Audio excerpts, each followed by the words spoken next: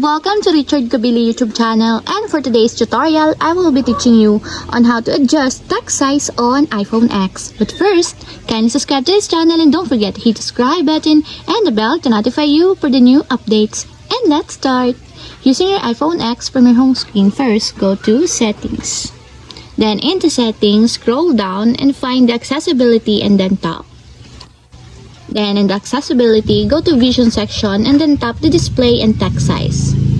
Then in this part, in the Display and Text Size, go to this section and then tap the Larger Text.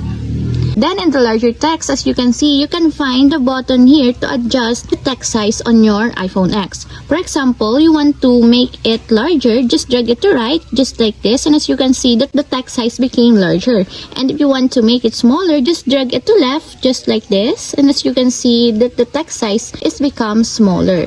And if you want to change it back to default text size, just put it in the middle, just like this. And that's it, we have successfully adjusted text size on iPhone X. If you have a question, can you comment down below and don't forget to hit the subscribe button and the bell to notify you for the new updates. And thank you for watching!